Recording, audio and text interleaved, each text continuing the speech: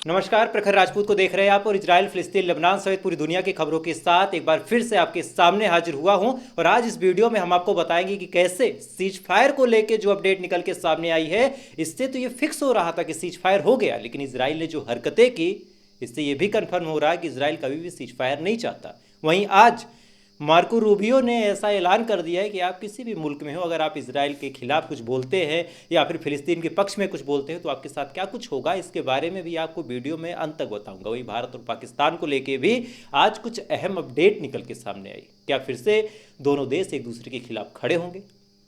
क्या जो कुछ हमने पिछले कुछ दिनों में देखा वो चीज़ें फिर से होंगी? इसके बारे में भी आपको इस वीडियो में जरूर पता चलेगा। इस वजह से आप वीडियो को लास्ट तक जरूर देखिएगा। लेकिन इससे पहले की खबरों को बताना शुरू करें, अगर आप चैनल पर नए हैं तो वीडियो को लाइक कर लीजिए, चैनल को सब्सक्राइब कर लीजिए, क्योंकि बार बार मेरे चैनलों के साथ क्या कुछ हो रहा है, जो लोग मुझे जानते हैं, जो लोग मुझे देखते हैं, उनको पता होगा कि बार बार चैनल को डिलीट करवा देना, बार बार चैनल को डिमोनेटाइज करवा देना, बार बार वीडियो पे स्ट्राइक दिलवा देना, इसलिए ताकि आप तक मैं मिडिल ईस्ट की खबरें ना पहुंचाऊं, वो खबरें जो छुपाई जाती हैं, वो खबरें जो इजराइल के खिलाफ होती हैं।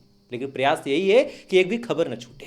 खैर, फिर से उसी जोश गर्मी के साथ आपके सामने फिर से हाजिर हूं। तो पढ़ते हैं बिना किसी देरी की पहली खबर की तरफ। और सबसे पहले आज ऑफिशियल से एक खबर आई, यूएस ऑफिशियल से खासकर, कि अमेरिका की मध्यस्थता के बीच इजराइल और फिलिस्तीन के लीडर्स यानी हमास के लीडर ने यह एग्री कर लिया है कि 60 दिनों का सीज फायर अब हो जाएगा।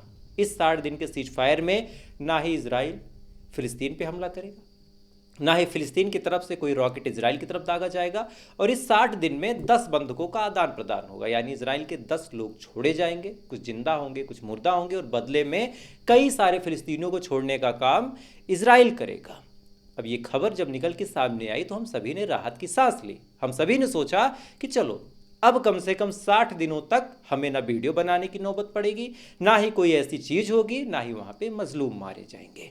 लेकिन जैसी ही अपडेट निकल के सामने आई, इसी के जस्ट बाद आपको दो खबरें बताता हूं।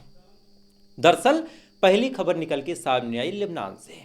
लेबनान से एक खबर निकल के सामने आई कि लेबनान के अलग अलग हिस्सों में आज इजराइल ने एयर स्ट्राइक की है।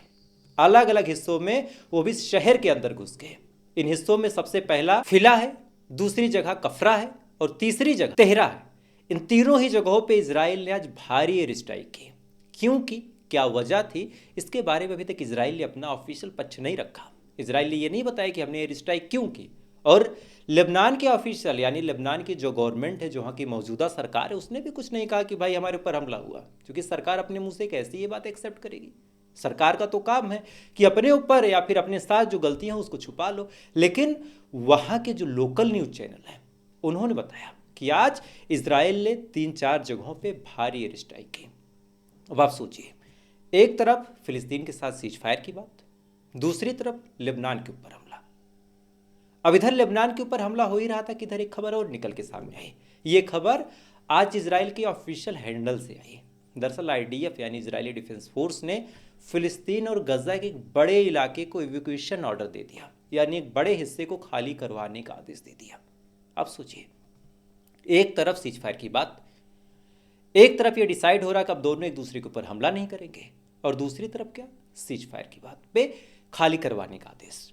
इसका मतलब आप समझ रहे हैं, सीज फायर में एक शर्त ये थी कि इजराइल कोई मूवमेंट नहीं करेगा, इजराइल आगे नहीं बढ़ेगा। लेकिन आज फिर से सीज फायर की बात करके और उसके बाद फिर से खाली करवाने का आदेश जब इजराइल ने दिया, तब यहां से कंफर्म हो गया कि इजराइल का जो इरादा है वो सीज फायर का ही नहीं।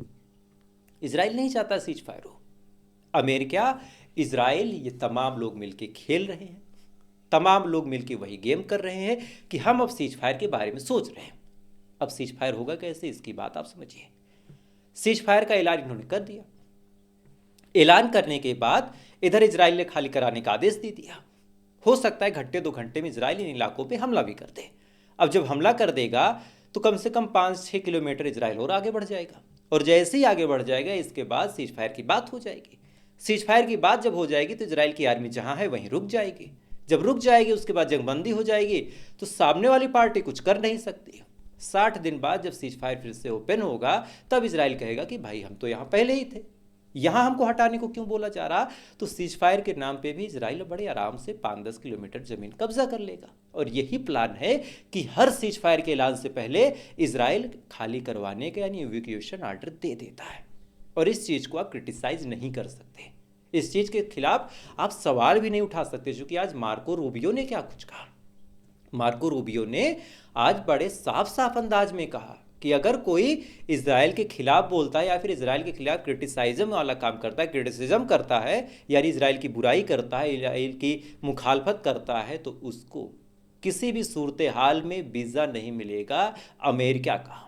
यानी अगर आपको अमेरिका का वीज़ा यानी यूएस वीज़ा चाहिए तो आपको अपना मुंह बंद रखना होगा। ये मार्को रूबियो ने ऑफिशियली तौर पे कहा कि अगर आपको यूएस का वीज़ा चाहिए तो आपको अपना मुंह बंद रखना होगा। हाँ, इसमें अमेरिकन लोगों को छूट दी गई। अमेरिकन अगर चाहे तो वो क्रिटिसाइज कर सकते हैं, इजराइल की बुराई कर सकते हैं। बाकी कोई ऐसा नहीं है जो इजराइल की बुराई करे और बुराई करने के बाद आराम से यूएस का वीज़ा चला जाए या फिर पा जाए। तो अगर आप बोलते हैं तो आप भूल जाइएगा, जैसे मुझे नहीं मिलेगा पूरी ज़िंदगी ताउम्र। अगर मार्को रूबियो है, डोनाल्ड ट्रंप जी हैं, वहाँ पे नहीं मिलेगा मुझे वीज़ा। जो भी लोग ये सोचते हैं कि हम इजराइल की बुराई कर देंगे या फिर इजराइल की हरकतें लोगों के सामने लाएंगे, तो आज उनके लिए मार्को रूबियो ने कहा कि भाई आपको वीज़ा नहीं मिलेगा। और धीरे धीरे जितने भी अमेरिका के अलायंस दोस्त हैं वहाँ का भी वीज़ा ऐसे लोगों के लिए कैंसिल कर दिया जाएगा। यानी धीरे धीरे जो इंडिपेंडेंट मीडिया बात करती है, जो इंडिविजुअल पेजेस चलाते हैं बेचारे, ट्विटर पे मेहनत करते हैं, फेसबुक पे करते हैं, यूट्यूब पे करते हैं, उनको बंद कर दिया जाएगा। हर जगह उनको बाइकआउट किया जाएगा। और यही आज मार्को रूबियो ने ऑफिशियली ऐलान किया। खैर, इन तमाम खबरों के बीच आज यमन ने बड़ी हरकत की। आज सेंट्रल इजराइल पे अचानक से सायरन बजते हैं, रेड अलर्ट जारी होता है, जो कि आज नसरुल्लाह ने मिसाइल से हमला किया। अब इस हमले में कितनी कैजुअल्टी हुई, क्या नुकसान हुआ, अभी तक इसका डाटा निकल के सामने नहीं आया। लेकिन हाँ, जानकारी यही है कि आज रेड अलर्ट भी था, अटैक भी किया गया है, और कैजुअल्टी क्या है अगले वीडियो तक आपको बता दूंगा।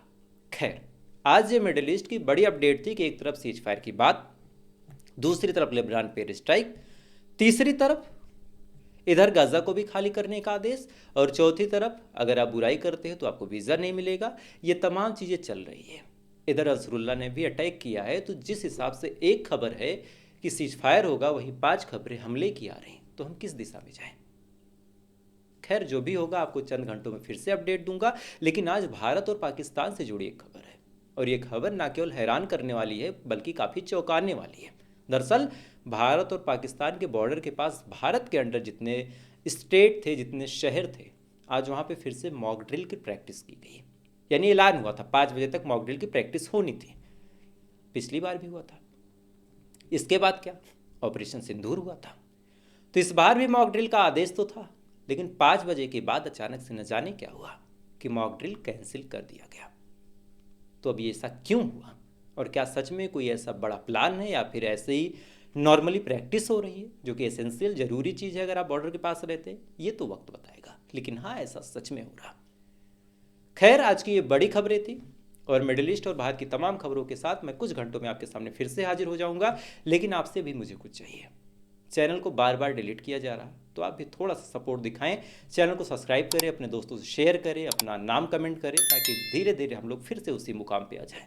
बाकी थोड़ी देर बाद फिर मुलाकात होगी इजराइल, फिलिस्तीन, लेबनान समेत पूरी दुनिया की खबरों के साथ। तब तक आप अच्छे रहिए, खुश रहिए। जय हिंद, ऊपर वाला हिफाजत करें।